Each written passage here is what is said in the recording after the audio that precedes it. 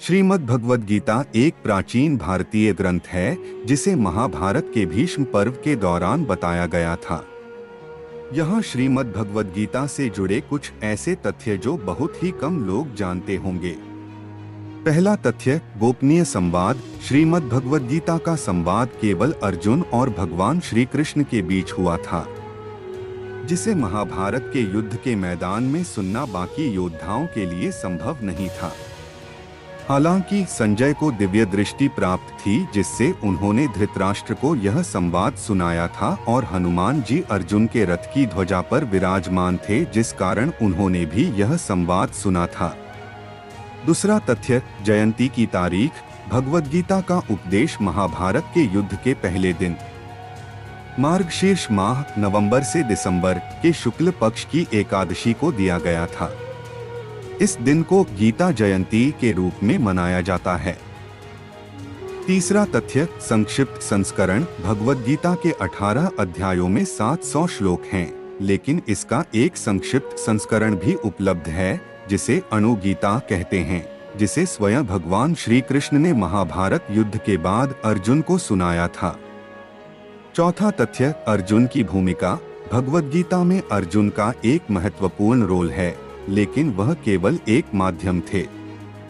गीता का ज्ञान अर्जुन से भी परे जाकर संपूर्ण मानवता के लिए है।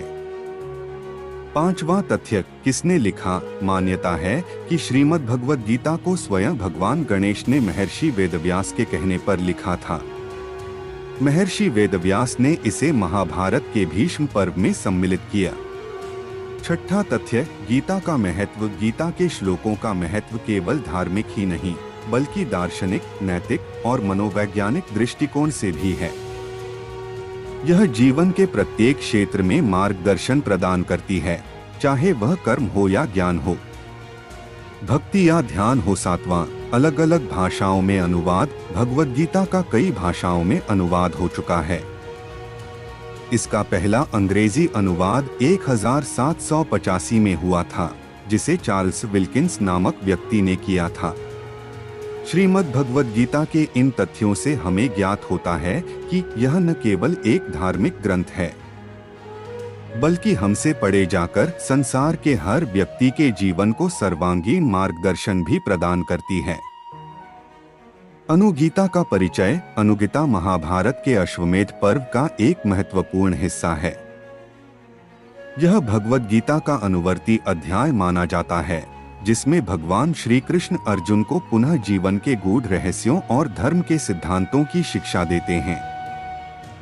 युद्ध के बाद अर्जुन को जब भगवद गीता की बातें पूरी तरह से याद नहीं रहती, तब वह श्री कृष्ण से आग्रह करते हैं कि वे उसे फिर से उन शिक्षाओं का स्मरण कराएं।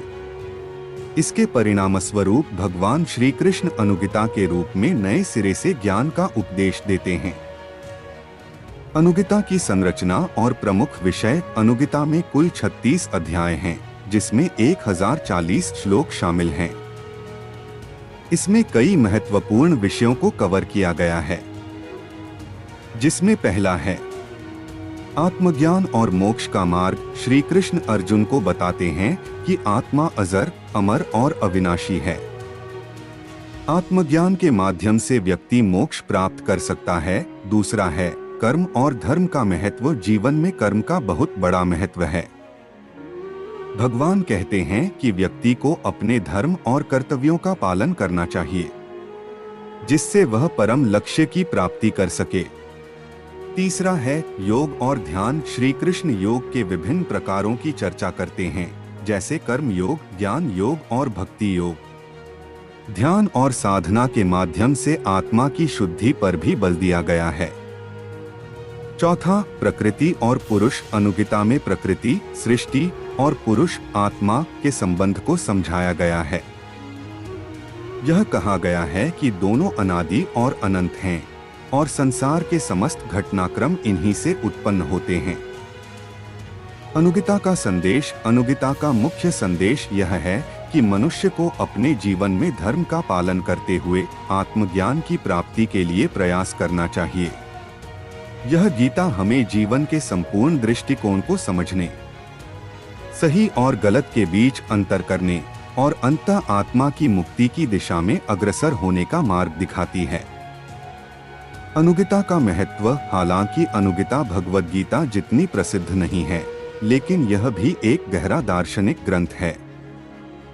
इसमें भगवान श्री कृष्ण द्वारा दिए गए उपदेश मानव जीवन के विभिन्न पहलुओं को समझने में सहायक होते हैं। यह ग्रंथ उन लोगों के लिए विशेष रूप से उपयोगी है जो गीता के सिद्धांतों को और अधिक गहराई से समझना चाहते हैं।